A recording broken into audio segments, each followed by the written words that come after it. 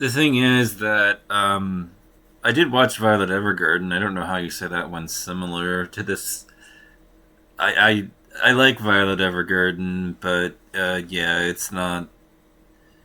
I don't. It doesn't really remind me of this. Although I do kind of get your comparison to Attack on Titan and Darling in the Franxx. Although, to be honest with you, I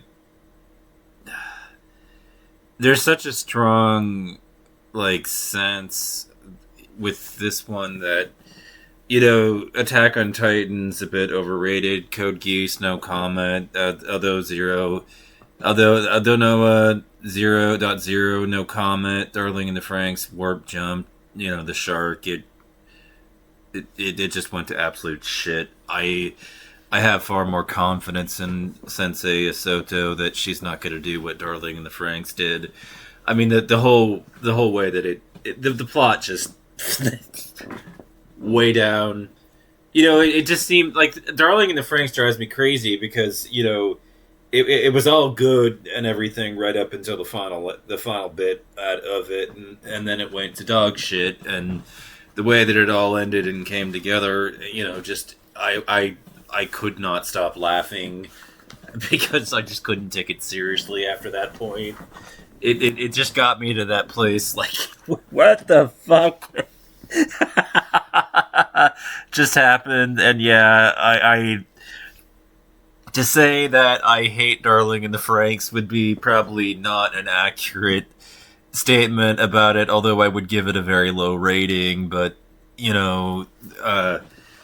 that's I can't hate something that I can't even remotely take seriously. Like that's the reality about the way that I feel about Darling in the Franxx. Like it's a joke. It's a joke. The whole thing, the way that it comes together in the end, it is really really bad. But at the same time, it is like so bad that it's like one of those things where it's hilariously bad, and so you find yourself so it's kind of funny if you want something to laugh at,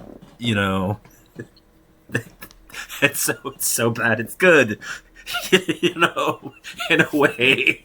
At the end with Darling in the Franxx, because it's just so funny, you can't take it seriously by the end of it. And I actually did sit through it. I did to the, I followed through to the end, but I think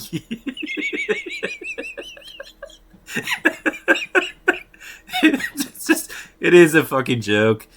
I have to imagine that there are plenty of anime fans that are, after a lot of shows like this, feeling a bit disillusioned with everything, and this